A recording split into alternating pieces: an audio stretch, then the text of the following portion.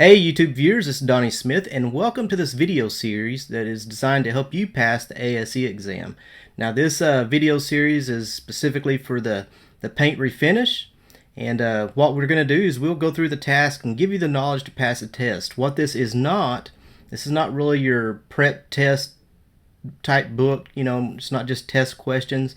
If you want that, there is a link down in the description. You can get more information about that. What this is, this basically goes through all the tasks that you will need to know to pass the test.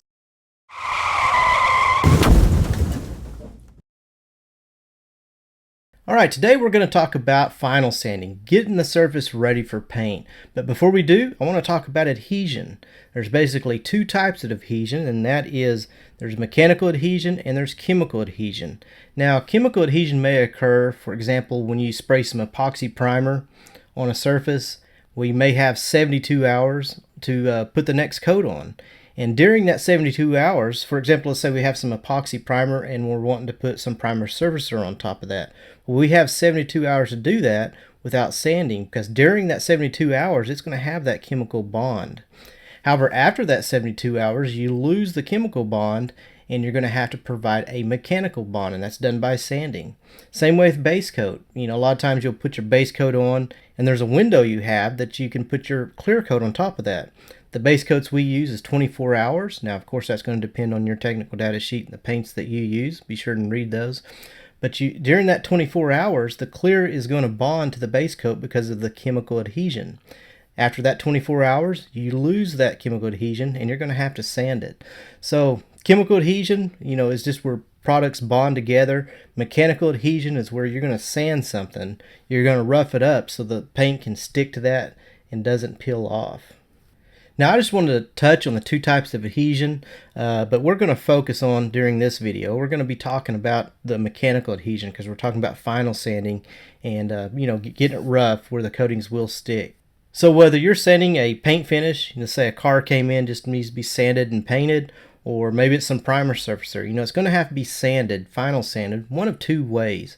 And those two ways are a dry sand method or a wet sand method. Now, one of the dry sanding methods is preferred by most shops. That's by using a DA sander and an interface pad, because it's much quicker, it gets the job done much faster. And the interface pad, it helps go around curves because it's soft and it will follow the curves of the car, the body lines, and prevent marking, making any marks that the DA may have made in the paint surface. So that's going to be much faster, and that's why it's preferred by most production shops. However, you can hand sand with the dry sand method. They've got a hand pad that you can use, a soft hand pad, and you can use dry sanding. Now, it's going to take longer and more effort to do that than, by using the DA and interface pad system. Now, generally when final sanding, there's a range of sandpaper from 400 to 600.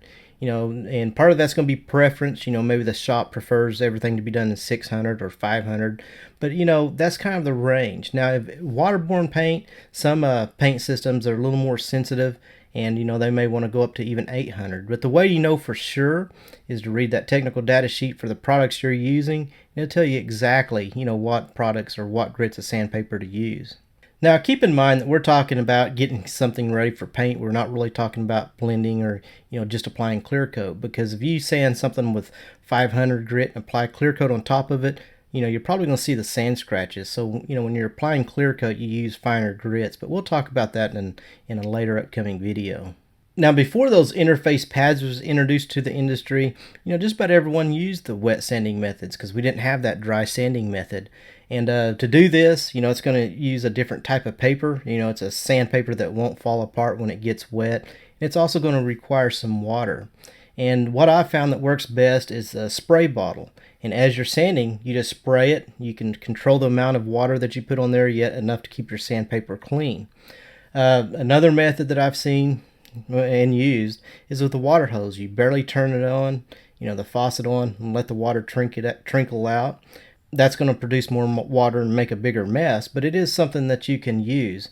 But one thing I do want to mention, if you're using a hose, you need to cut the end off, because those metal ends, they can rub up against the paint surface and scratch it. So make sure that you're either using an adapter that you can screw on there with the end cut off, or just cut the end off the water hose. Now, it's not going to be good for putting a sprinkler on after that, but it's better than scratching your paint surface. And the other method that I've used is to fill a bucket up with water and get a sponge, and you dip your sponge in the water and you hold it over where you're sanding, and that water will trickle out and keep your sandpaper clean. So that's just some different methods for wet sanding that I've seen. Any of them will work. In my opinion, I think the spray bottle is going to produce the best results. Now, wet sanding follows the same grits, anywhere from 400 to 600. That's what you use for final sanding. But again, with your specific paint that you're using, there's a bunch of different paints out there. So read your technical data sheet so you know for sure what they recommend. Now, regardless of what method we're using, wet, dry, it's all the same goal. What we're trying to do is we're trying to provide that mechanical adhesion where the paint will, whenever it is applied, it's going to stick. It's going to have something to grab to and not peel off. Now, whenever you're sanding glossy paint, like a car came in, you're going to sand it. You want to sand it until everything's dull, because when you sand something, it gets dull, and you won't be able to see the gloss. But that's a good indication, because if you sand something and you look at it and you see some glossy spots, well, that's an indication that you missed that spot and you'll need to go resand that. So make sure any glossy spots are removed by final sanding. And one common place that I see a lot of glossy spots, and it's easy to do because they're hard areas to get, is your edges. Make sure your edges are sanded good. If they're glossy, come back and hit them again and make sure they are sanded properly. Because if paint's going to peel, it's a lot easier for it to start from an edge, than in the middle of a panel. So it's very important to make sure those edges are sanded well.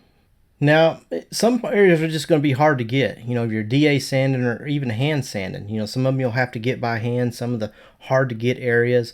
But even then, sometimes the sandpaper don't get in there well. So one thing you can do to make sure all hard to get areas are sanded good is to use a scotch brite, a scuff pad. And that kind of gets in there and forms to those edges or areas a lot better than a sandpaper does. So I always, after I've done final sanding, all the sanding's done, I'll come back with a scuff pad. And for whenever painting something, it's the red scuff pad, 3M's red scuff pad. And I will scuff everything. I'll give it one last scuff, but I really pay attention to the edges, make sure those are good, and all the hard to get areas, I make sure those are sanded well. Now, they make some other colored scuff pads, and for example, if you're just you're blending or just clear coating, you may just want to use the gray because it's a finer grit. But like I said, we'll talk more about that in a later video. And there's also other products out there that can be used, like a paste. There's some final scuff paste that you can get, and it goes on the surface and it has some grit in it, and that helps sand the areas. And I think this is really used a lot for blend panels and things like that, but it's something out there that you may need to be aware of. So final sanding is basically the process of providing mechanical adhesion so that the paint adheres properly and will not peel.